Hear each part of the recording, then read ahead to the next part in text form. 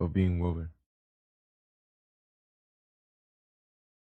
The way is full of genuine sacrifice.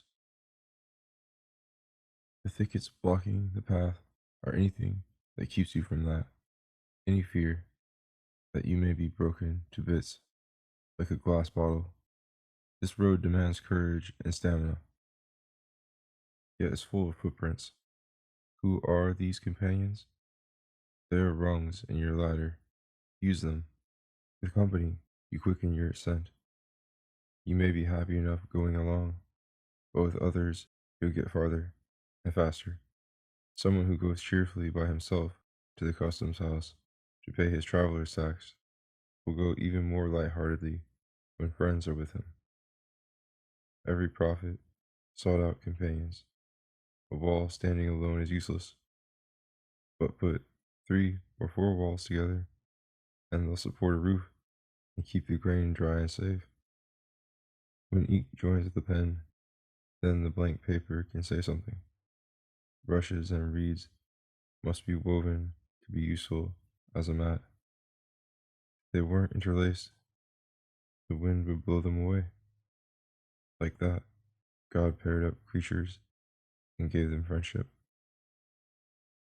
This is how the fowler and the bird were arguing about Hermetic living and Islam. It's a prolonged debate. Usam shortened their controversy, make the Mahnawi more nimble and less lumbering. Agile sounds are more appealing to the heart's ear.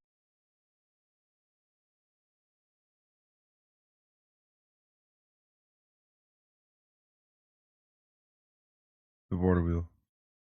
Stay together, friends. Don't scatter and sleep. Our friendship is made of being awake. The water wheel accepts water and turns and gives it away, weeping. That way it stays in the garden, whereas another roundness rolls through a dry riverbed, looking for what it thinks it wants.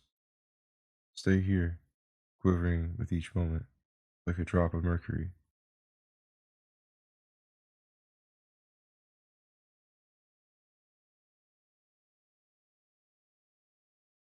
The granary floor. A Sufi was wandering the world. One night he came as a guest to a community of Sufis.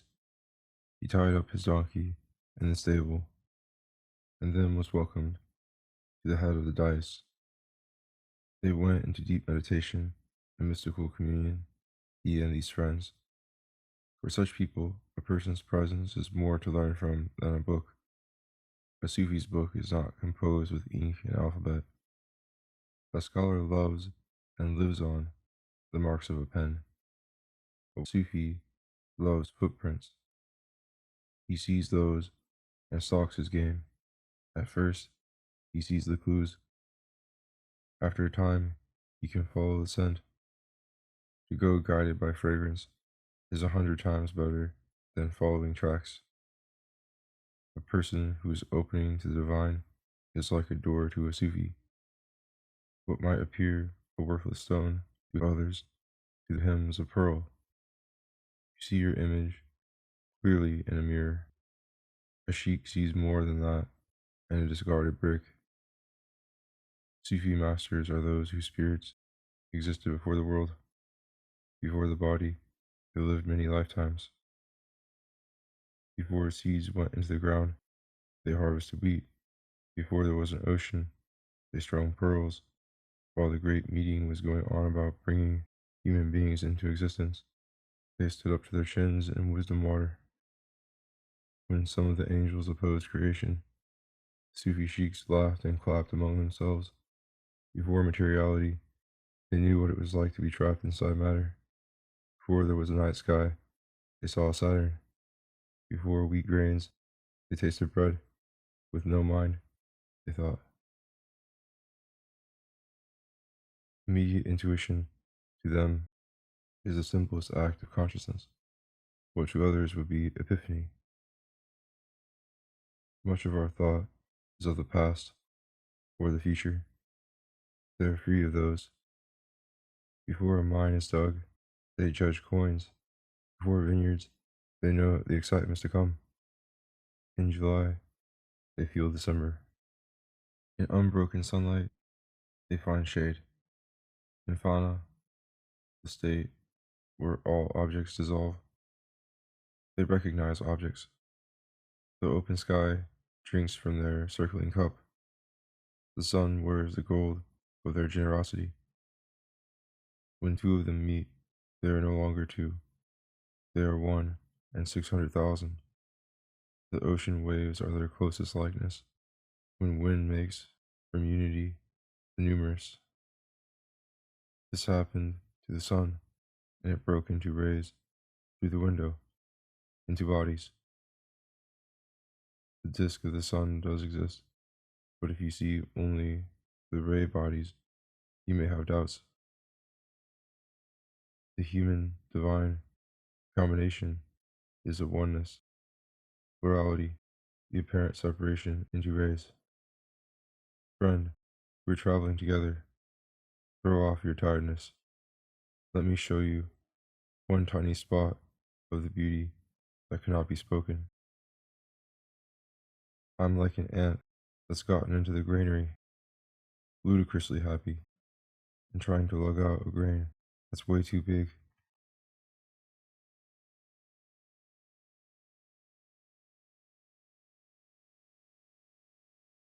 A wish for a song, your song, a wish for a song. Go through the ear to the center, where sky is, where wind, where silent knowing. Put seeds and cover them. Blades will sprout where you do your work.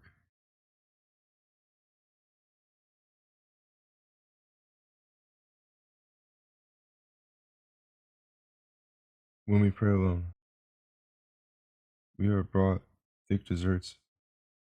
We worship devoutly when we're with others. Hours we sit, though we get up quickly after a few minutes. When we pray alone, we hurry down the gullet of our wantings.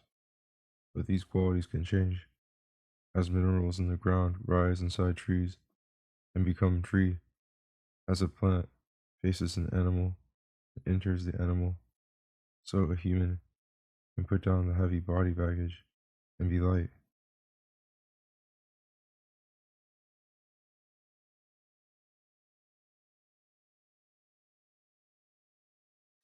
Body intelligence. Your intelligence is always with you, overseeing your body, even though you may not be aware of its work. If you start doing something against your health, your intelligence will eventually scold you. If it hadn't been so lovingly close by and so constantly monitoring, how could it rebuke? You and your intelligence are like the beauty and the precision of an astrolabe. Together, you calculate how near existence is to the sun. Your intelligence is marvelously intimate. It's not in front of you or behind, or to the left or the right. Now try, my friend, to describe how near is the creator of your intellect. Intellectual searching will not find the way to that king. The movement of your finger is not separate from your finger. You go to sleep or you die, and there's no intelligent motion. When you wake and your fingers fill with meanings, now consider the jewel lights in your eyes. How do they work? The visible universe has many weathers and variations. But uncle, oh uncle, the universe of the creation word, the divine command to be, that universe of qualities is beyond any pointing to, more intelligent than intellect, and more spiritual than spirit. No being is unconnected to that reality, and that connection cannot be said. There, there is no separation and no return. There are guides who can show you the way. Use them, but they will not satisfy your longing. Keep wanting that connection with all your pulsing energy. The throbbing vein will take you further than any thinking. Muhammad said, "Don't theorize about essence. All speculations are just more layers of coverings. Human beings love coverings. They think the designs on the curtains are what's being concealed. Observe the wonders as they occur around you. Don't claim them. Feel the artistry moving through and be silent. Or say, I cannot praise you as you should be praised. Such words are infinitely beyond my understanding."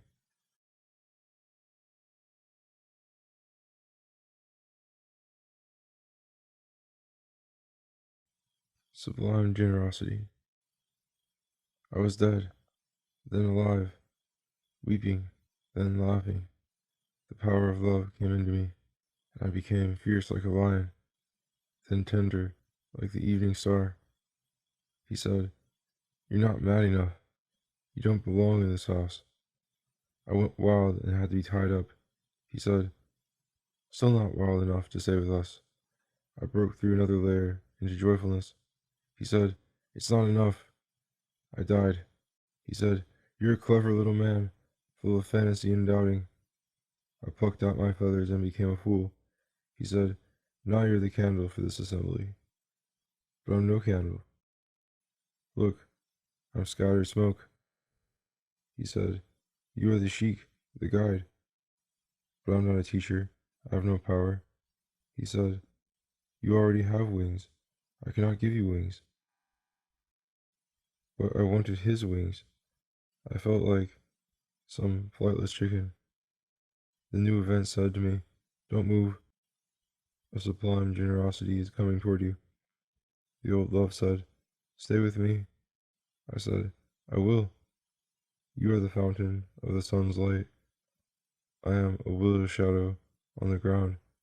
You make my raggedness silky."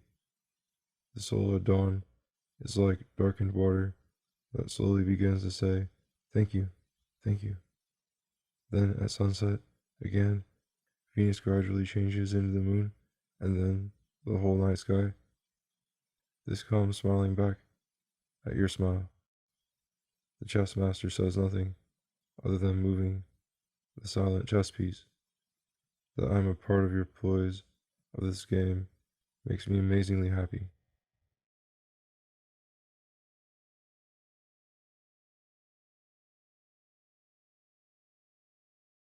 The core of masculinity. The core of masculinity does not derive from being male, nor friendliness from those who console. Your grandmother says, "Maybe you shouldn't go to school. You look a little pale." Run when you hear that. A father's stern slaps are better. Your bodily soul wants comforting. The severe father wants spiritual clarity.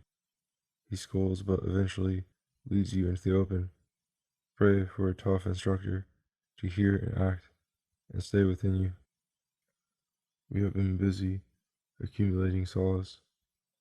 Make us afraid of how we were. I honor those who try to rid themselves of any lying, who empty the self and have only clear being there.